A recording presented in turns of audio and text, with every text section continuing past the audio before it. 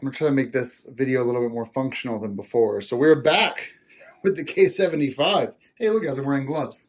It's a new day for me. So yesterday, well, the bike's been like this for about a month now. I've done nothing with it. It's just been taking up space in the basement.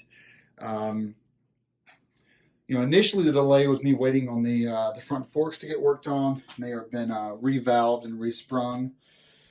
And then I was just kind of occupying myself with other projects, like getting the springs and the beta done. So I've been a little bit busy. Of course, the Moscow 40 on there. So the beta's done.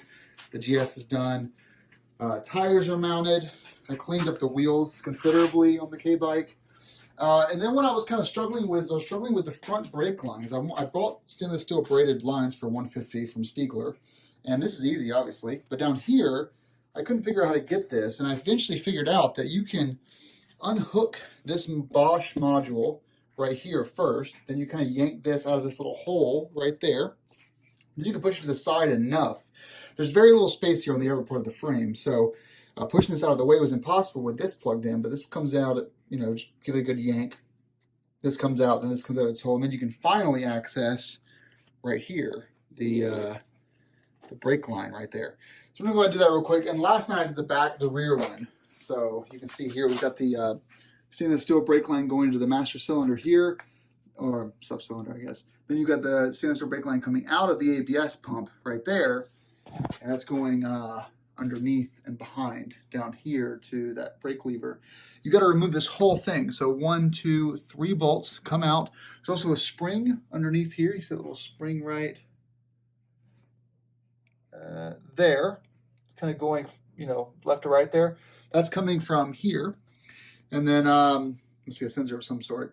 So that all had to come out. And then finally we have a brand new battery here on the floor. So that's charging. But, yeah, I hit kind of like a writer's block when it came to this bike because, for one, I had to remove this side panel. No big deal, but it just kind of was, a little bit annoying.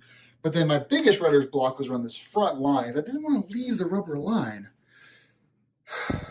But I also couldn't figure out how to get this Bosch thing off. It's kind of, so I'm finally making progress on it. Got our new stainless steel brake line right here. Beautiful, huh? This thing's going to brake like crazy because we got brand new pads on it. After this is all done, we'll end up flushing the brake fluid. And then when you look at the coolant, these are all brand new hoses. All new hoses, all around. We got hoses upon hoses upon hoses that are all brand new. The fuel tank is off, of course, clearly. You got these kind of fuel things here. So, we're making progress. So, and I'm wearing gloves because brake fluid is just so nasty. As you can see underneath, I've got towels kind of ready to catch the brake fluid whenever it drips out of its respective holes. Well, I think it's time to stop for the day. I put the forks on wrong. They should be turning the other direction because that's how the brake, I'm an idiot. The brakes marry up here. So these should be flipped. And also the speed sensor is always in the driver's side, well, as far as I'm concerned.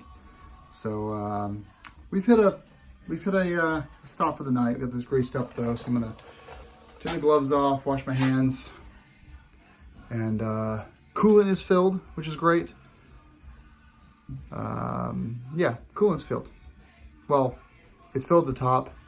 Once it's all the way filled, we'll run it for a second, and then we'll top it off again. Let it circulate through the system there. But yeah, good progress today. So goal is on Sunday and Monday to fix the forks, put the front brakes on, bleed the brakes front and rear. I know the rear tire is on. And then we will reaffix the gas tank, start it up, do the coolant flowing.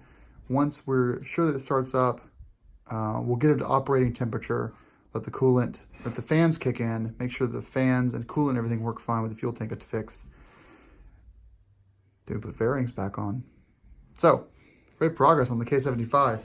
It's looking like a real bike again with the front forks on, even though they are the wrong way. All right, guys, ride safe.